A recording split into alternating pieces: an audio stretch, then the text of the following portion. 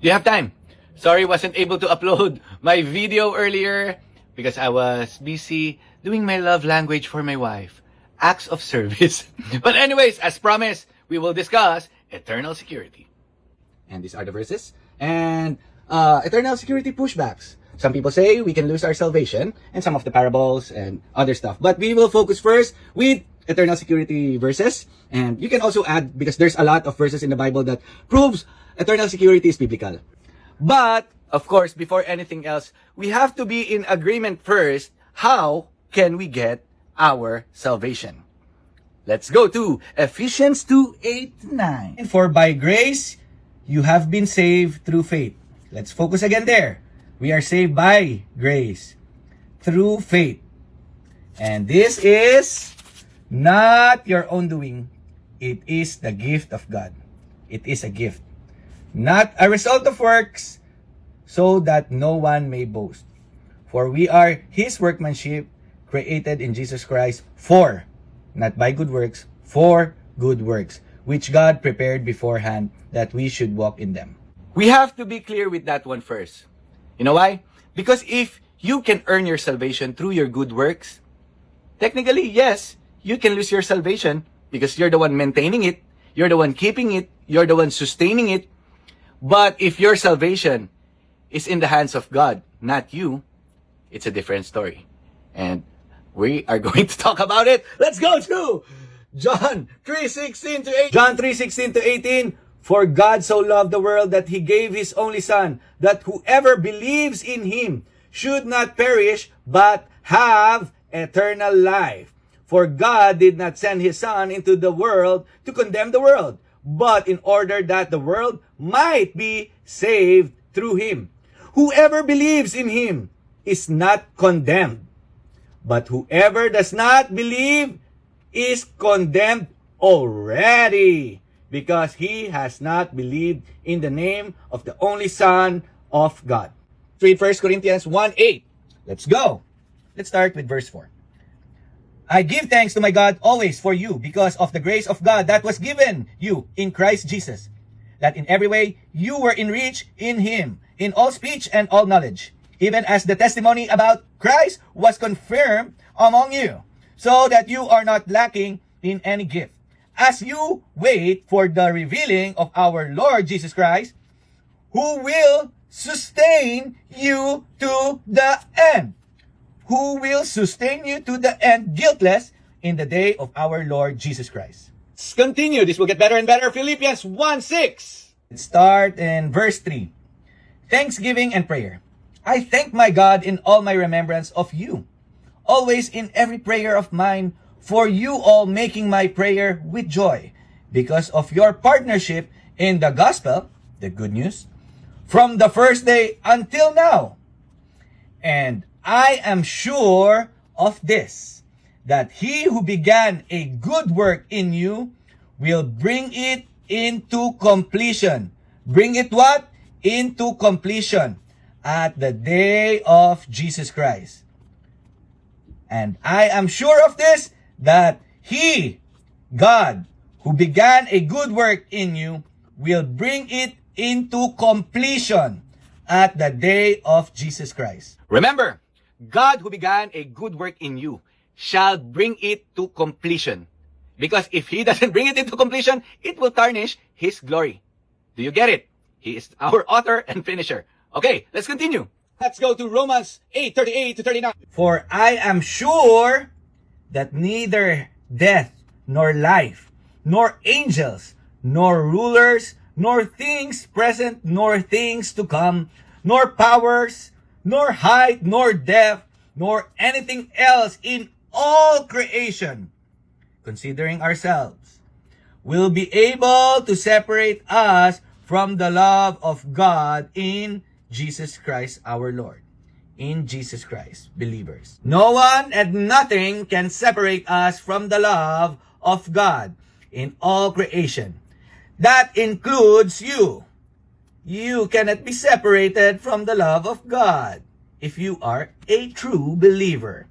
Because even if we go here in Romans 29, for those whom He foreknew, because God is outside of time, He is all-knowing. He is omnipresent, omnipotent. He is our heavenly God. For those whom He foreknew, He also predestined to be conformed to the image of His Son, in order that He might be the firstborn among many brothers, like believers, okay? Children of God. And those whom He predestined, He also called. And those whom He called, He also justified, freeing from the penalty of sin. And those whom He justified, He also glorified. In the end of time, if you die, God will give you a glorified body. So if you are justified, if you are saved, He will also glorify you. Do you get it? Romans 8:8-11. Romans 8:8-11. Those who are in the flesh cannot please God. Unbelievers. You, however, are not in the flesh, but in the Spirit. If in fact the Spirit of God dwells in you, anyone who does not have the Spirit of Christ does not belong to Him. If the Holy Spirit is in you, the Spirit of Christ dwells in you, you are a child of God.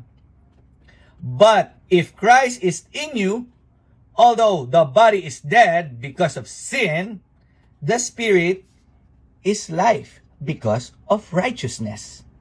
If the Spirit of Him who raised Jesus from the dead dwells in you, again, dwells in you, He who raised Jesus Christ from the dead will also give life to your mortal bodies through His Spirit who dwells in you. And this is us. And we are made up of body, soul, and spirit. Body is our flesh, our desires, our five senses, that red part, our urges, it's there. And that flesh cannot please God. Next is the green part is our soul. That's you, your personality, your character, your memories, your emotions. That's your soul. That's who you are. And this one, our inner being, is the spirit. This is the one that connects to God. Okay? This is where the Holy Spirit indwells with. Meaning, this is the Holy Spirit and your spirit becomes one. In union, not literal. And you are sealed by the Holy Spirit. I didn't say that. The Bible's Ephesians 1:13-14. Let's go. In Him, you also, when you heard the word of truth. What is the word of truth? The gospel of your salvation. And believed in Him. In who? Jesus Christ. Were sealed with the promised Holy Spirit. Who sealed us? With the promised Holy Spirit. God Himself. Who is the what? The guarantee of our inheritance until we acquire possession of it to the praise of His glory. Again, in Him you also, when you heard the word of truth, the gospel of your salvation, and believed in Him, were sealed with the promised Holy Spirit, who is the guarantee of our inheritance until we acquire possession of it to the praise of His glory. You have to understand that once you are born again, you cannot be unborn because it's from within. You are a new creation. Again, I'll show you. You are a new spirit. Your spirit is alive now. Before it was dead. Now it is born again. And the Holy Spirit sealed you. Okay? Again, this is all for His glory. All for the glory of God. Okay? All for the glory of God. You are sealed by the Holy Spirit, who is the guarantee. Okay? If this won't happen, if you lose your salvation, whose glory will be tarnished? God's glory. Let's read John 10:24-30. So the Jews gathered around Him and said to Him, How long will you keep us in suspense? If you are the Christ, tell us plainly. Jesus answered them, I told you, and you do not believe. The works that I do in my Father's name bear witness about me. But you do not believe because you are not among my sheep. My sheep hear my voice, and I know them, and they follow me. I give them eternal life.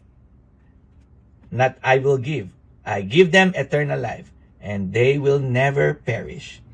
And no one will snatch them out of my hand. Whose hands are we in? In Jesus Christ's hand.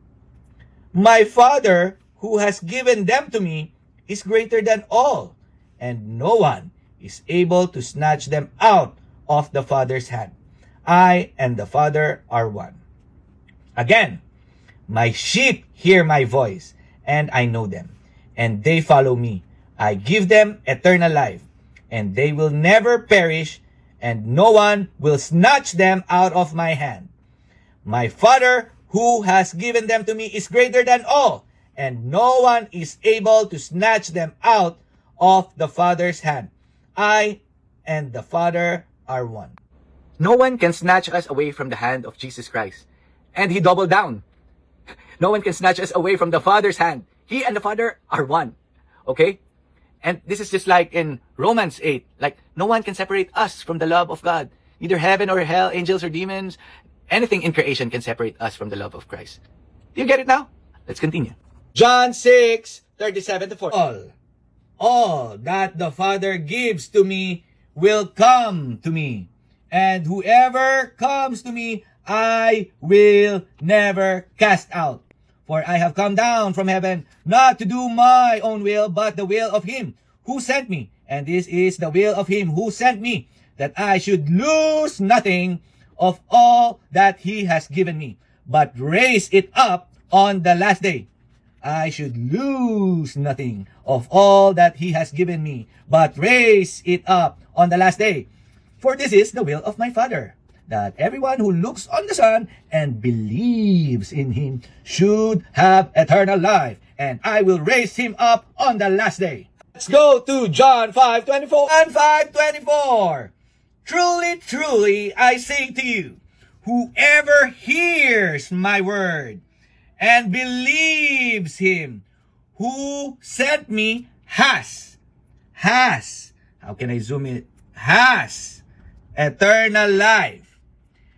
He does not come into judgment, but has passed from death to life. Let me zoom it in.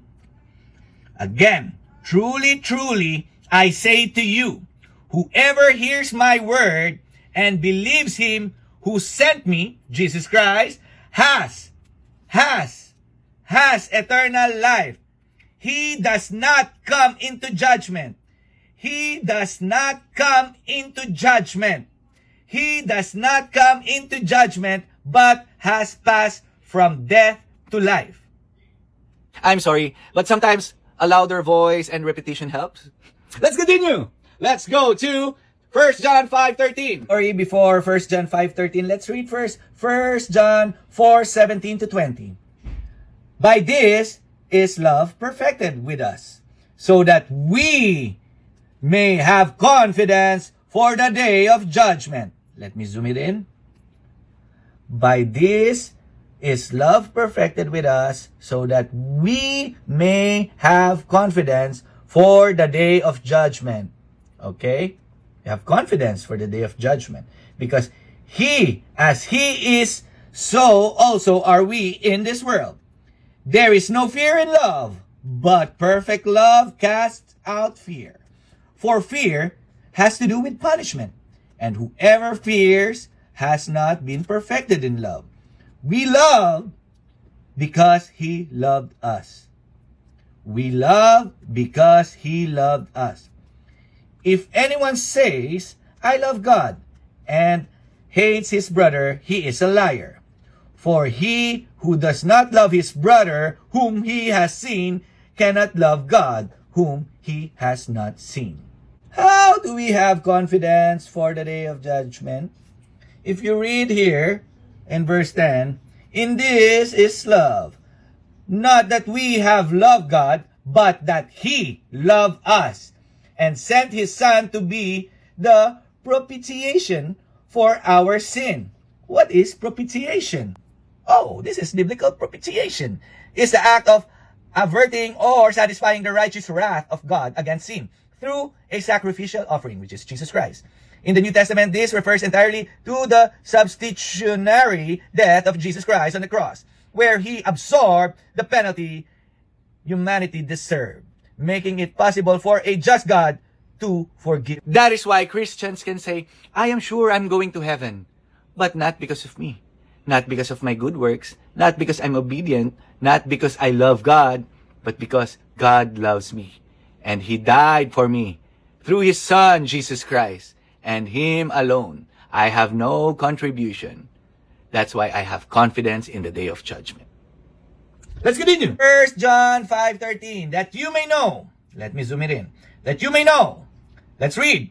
I write these things to you who believe. So these are believers who believe in the name of the Son of God. This is not shallow belief, but putting your faith and trust in the Son of God, Jesus Christ. That you may know that you have eternal life. Again, let me zoom it in. That you may know that you have eternal life. Have, not will have eternal life. Again, I write these things to you who believe in the name of the Son of God, that you may know that you have eternal life. Okay, we're done discussing these verses that proves eternal security is biblical. And maybe in the next video, we will discuss these verses. And I will show them that these verses all harmonize. Okay? That this doesn't prove that eternal security is not real. That you can lose your salvation. And we will discuss some of the parables. And I would like to say, eternal security is biblical, whatever you call it, osas, or perseverance of the saints. And I agree also that there are two kinds of believers.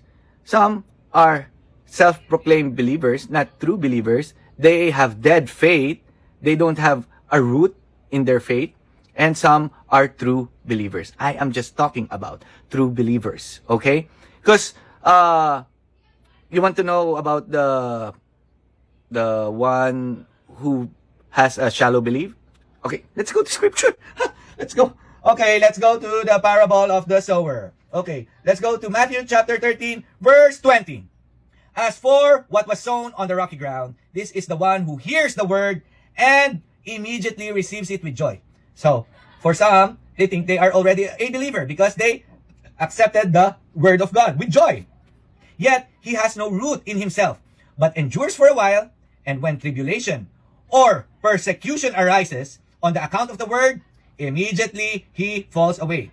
Again, I agree with you guys who are saying that some lose their salvation, but they didn't really have their salvation in the first place. That's why they think they lose their salvation. Again, as for what was sown on the rocky ground, these are the one who hears the word and immediately receives it with joy. A lot of people does this. Yet he has no root in himself. What does root mean? He didn't understand. But endures for a while, and when tribulation or persecution arises on the account of the word, immediately he falls away. No root. There's no faith. Why? Why can I say that? Because here, the good soil, as for what was sown on the good soil, this is the one who hears the word and understands it. Understands it. That's why I can put my faith and trust in Jesus Christ, because I understand the gospel. He indeed bears fruit and yield. In one case, 100-fold, in another 60, and in another 40. So those people who fall away, are they saved or what? Again, let's go back to scripture. Let's go to 1 John chapter 2, verses 19. Okay. Read, they went out from us, but they were not of us. For if they had been of us, they would have continued with us. But they went out, that it might become plain that they are all not of us. Let me zoom it in and read it again. They went out from us, but they were not of us. For if they had been of us, they would have continued with us. But they went out, that it might become plain that they all are not of us. I'm tired, and let's just continue this again. Okay? God bless everyone.